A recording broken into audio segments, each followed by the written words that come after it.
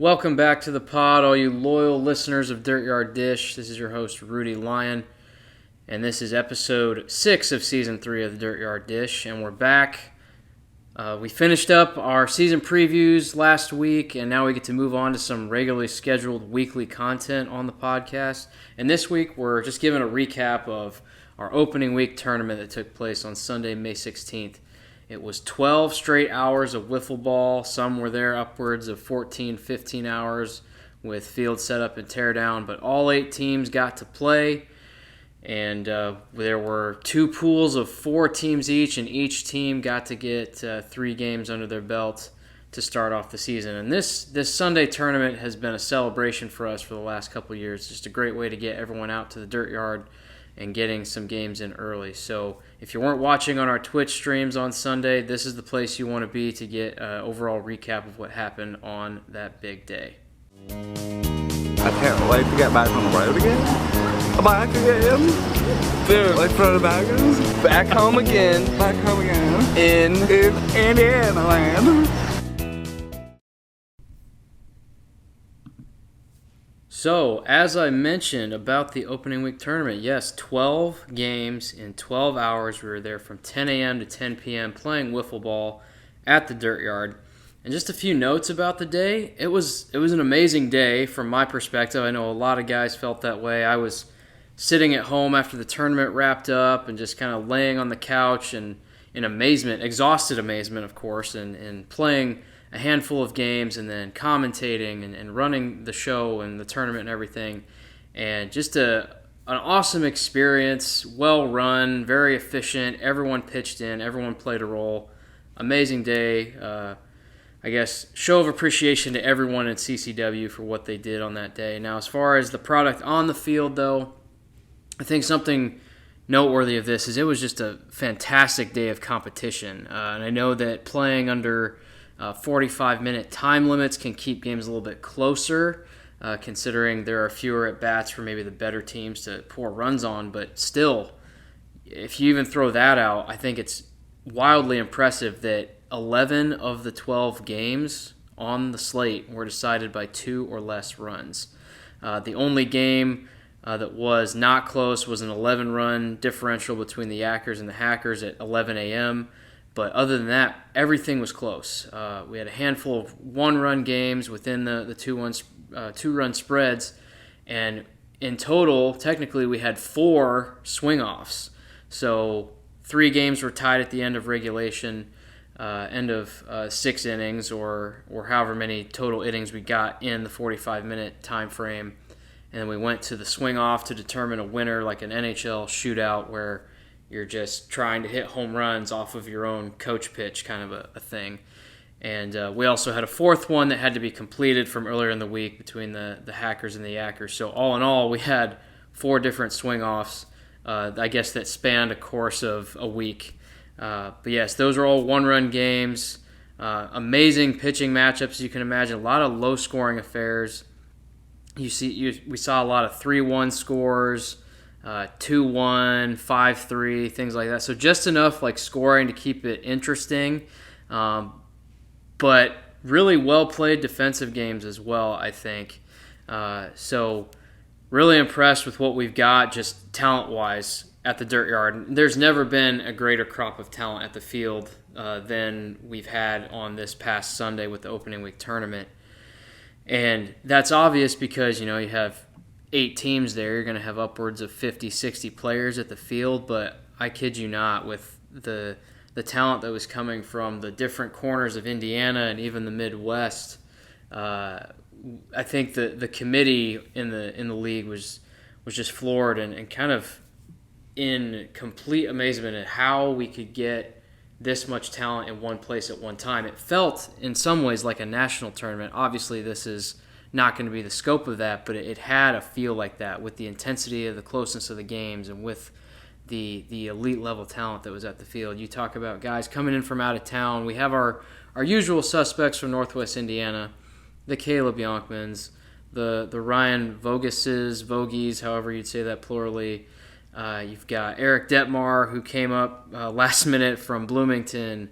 Let me think. We had the 2 guys from St. Louis, Cam Smith and Spencer Bogad, and the list just goes on. And we're going to continue to get players from Northwest Indiana, from Skivvy, from other leagues throughout the country, and they're going to want to get a taste of the gameplay and really see what we're about, but also they're going to get a feel for the community that we have in this league, and also for just the pristine condition of the Dirtyard, the number one field in the country. Now, as far as the pool breakdowns go, you had Pool A and Pool B. Pool A played from 10 a.m. to 4 p.m. That pool consisted of the Noodlers, the Short Shorts, the Hackers, and the Yackers. The Noodlers, Hackers, and Yackers had just completed a round robin earlier in the week, so familiar foes got to play each other twice apiece in about a 5-day span. Then you throw the Short Shorts in, and it's a tough pool. I think the Noodlers, they were able to bring Caleb Yonkman down for this series, kind of in a swap with Kyle Gagliardi, as he showed up on the previous Tuesday, and then you brought in Yonkman to fill that void that Gags left behind. The Short Shorts, they were a very gritty team. They ended up winning the pool, going 3-0. I believe it's the second consecutive year that they've won one of our tournaments. So they went 3-0. Noodlers went 2-1. Yackers went 1-2 and lost in devastating walk-off fashion to the Short Shorts at the bat of Taylor DeHart, who hit a bomb into Doyle's tree with in the bottom of the sixth there in our second game of the day. And then the Hackers brought up fourth place with an 0-3 record. Still competed well, though. They lost 2 of their games by 2 runs or less, and they end up did getting a win via the delayed swing off that we had to complete from earlier in the week. Now with Pool B, that was the 4 o'clock start, and that wrapped up under the lights at 10 p.m. You had the 8 Balls, the Pork Pistols, the Moonshots, and the Outlaws. And this was an interesting pool. Not going to lie, I wasn't really expecting things to go down the way that they did, but all things considered, very competitive as well. Ultimately, you had the 8 Balls winning the pool, and they did it in a very 8-ball way, winning close, low-scoring, relatively boring games. But nonetheless, when games are close, you're going to get natural entertainment out of it, especially in the late goings. They had 2 shutouts, one at the hand of Mike Speak Jr., who shut out the Outlaws 2-0. And then Zach McFarland got a shutout of his own. And then Mike Speak Sr. came on, wasn't expecting to pitch. Hasn't really been working on much in the offseason. He had a bout with COVID-19 in November that kind of set him back. And really, it's prevented him from getting in, working on his arm and throwing. But he was his old savvy veteran self, and still only gave up 1 run to the Pork Pistols, and they scratched out a win 2-1. So just vintage 8 Balls, winning a pool in that fashion, winning more games than they scored runs in any one particular game. Most they had in any game was 2. So following them, you had a 3-way tie at 1-2. The 8 Balls beat everybody, and then the other 3 teams, they all beat up on each other. So you had Outlaws, Moonshots, and Pork Pistols all going 1-2. The Pork Pistols beat the Outlaws in a swing-off. That was a very entertaining game, electric atmosphere. And then you had the Moonshots. They beat the Pork Pistols for their lone win of the day. And then probably the biggest upset of the day was the Outlaws beating the Moonshots. And I know the Moonshots were a little road weary and a little lagged from not having any in-game experience to this point. They had to push their schedule back, and opening week tournament was legitimately their first games of the year. They didn't get a little warm-up like all the other 7 teams did. So they had their 2 pitchers, 2 best pitchers, 2 most consistent pitchers in Will Smithy and Reed Warner, hopping off the bus from a college baseball tournament in St. Louis, showing up exhausted, crusty-eyed from trying to sleep on a Greyhound bus, and threw them out there to pitch. And then they also added Cam Smith, who came from St. Louis, from Skivvy, to throw a couple games as well. So they looked a little off both at the plate and on the mound, but I'm sure they're going to shake off that rust. Maybe what we saw on the field could put some cause for concern. Like, man, are these guys going to have a slump after last year after winning the regular season pennant in the CCW? But I'm not concerned. I think they're going to figure it out. It's just the early season jitters or just getting back into the groove, because swinging a baseball bat and throwing a baseball is very different from swinging a plastic wiffle ball bat and throwing a plastic wiffle ball. But again, the story, I think, besides the moonshots struggles there, was the Outlaws. They got their first win in their 5th game of the year, which it took them about 15 games to get their first win last year. They were 2-20 when all was said and done, when their season wrapped up in 2020. But on the back of Aiden Palmer, essentially, he really clutched up, and he really showed his talent level at the late goings of this game.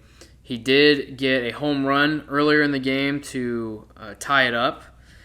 And then when Josh Hart, the once retired, 4 years removed Josh Hart, in his first appearance in the CCW in that span of time, he hits a lob pitch home run off of Reed Warner, one of the best stories, feel-good stories of the day for sure. Gives them the 2-1 lead. They head into the last inning with the moonshots up to bat, looking to tie or win in the bottom half.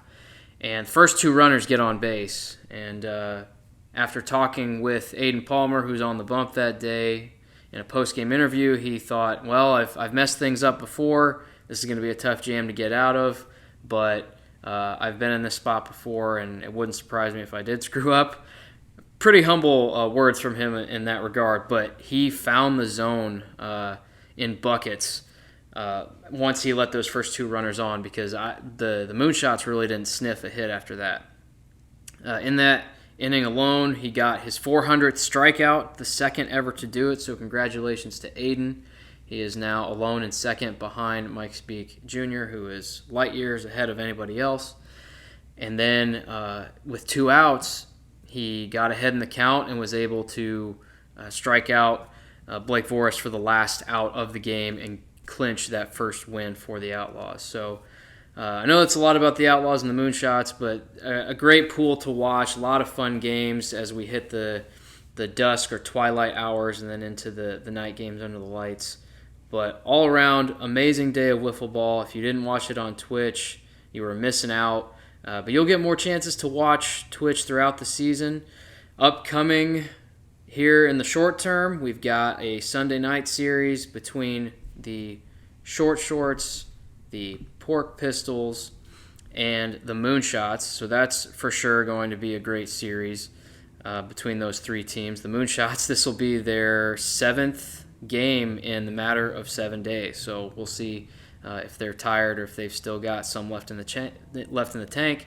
And then on Monday night, you'll have the Yackers, the 8 Balls, and the Outlaws starting at 6 p.m. So stay tuned for those posts on all of our social media outlets for when streams will be coming up. You can check our Twitch page with our schedule. We try to keep it updated as games get reshuffled around. So follow us wherever you want to follow us, and keep watching us on Dirtyard Dish and on Twitch all season long. I can't wait to get back on the road again. Back again. Dude, like front of baggers. Back home again. Back home again. In Indiana land.